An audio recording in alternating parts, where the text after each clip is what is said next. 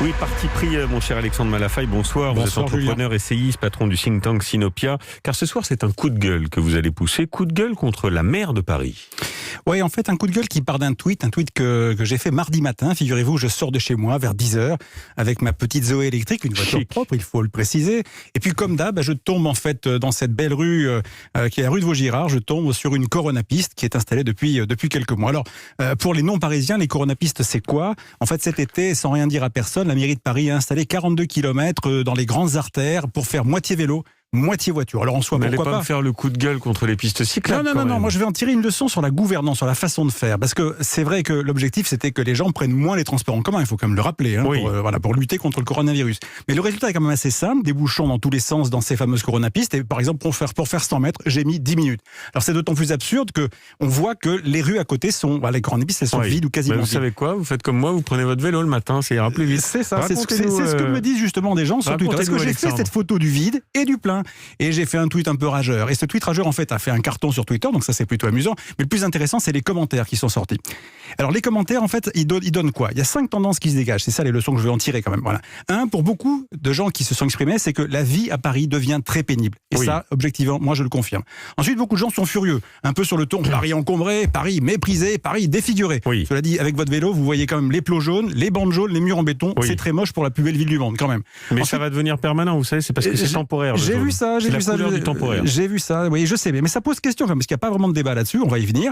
Voilà. Ensuite, il y a des l'empathie pour les commerçants qui se manifestent. Les gens sont comme sensibles au fait que pour eux, ça rajoute des difficultés pour travailler. Il y a une fracture quand même très intéressante aussi qui s'organise entre les pour et les anti-voitures, avec une particularité, c'est que les pro-voitures sont pas anti-vélo, alors que les anti-vélos sont plutôt très très anti-voitures. Les pro-vélos, sont très anti-voitures. Et puis au fond, tout ça révèle un ressenti. C'est le mépris de la part de la mairie de Paris, la maire de Paris, pour ceux qui sont pas en vélo. Voilà, et vous savez pourquoi les coronapistes sont vides?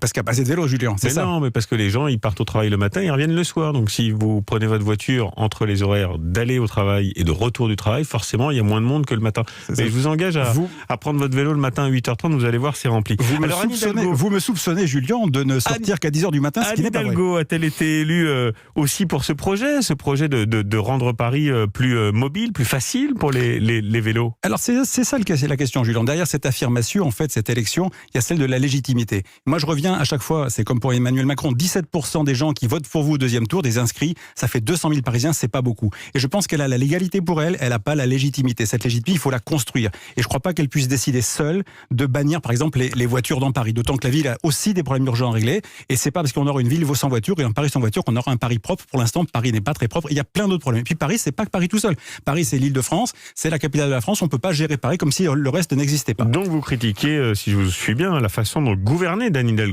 Voilà, je critique la méthode parce que je crois que la méthode c'est vraiment essentiel. Voilà, il faut fabriquer de la concertation, de l'adhésion, faire avec, écouter les gens, avoir un projet mais il faut l'expliquer. La pédagogie c'est vraiment très important. Il y a un besoin de cohérence, sinon à chaque fois vous faites de la brutalité politique, de la violence et à la fin c'est la rupture. Vous lui conseillez quoi? Un changement de méthode alors? Écoutez, pour terminer vélo pas vélo c'est pas le sujet, c'est effectivement la méthode. Et si elle veut demain s'imposer dans une campagne politique plus nationale, par exemple ce qu'elle y pense, il paraît, je pense qu'il faut qu'elle travaille sur sa méthode parce que si elle gouverne la France comme elle gouverne Paris, Anne Hidalgo, je pense que vous aurez très rapidement toute la France dans la rue, à vélo peut-être. Je vais vous faire une confidence, moi j'étais comme vous, j'étais assez énervé et je suis passé au vélo et ça se passe plutôt bien maintenant parce que du coup je suis plus dans les bouchons. Essayez, vous verrez. J'essaie, mais on ne peut pas tout faire en vélo, vous le savez comme moi. Merci Alexandre Malafaille, merci pour cette carte blanche en forme de coup de gueule ce soir.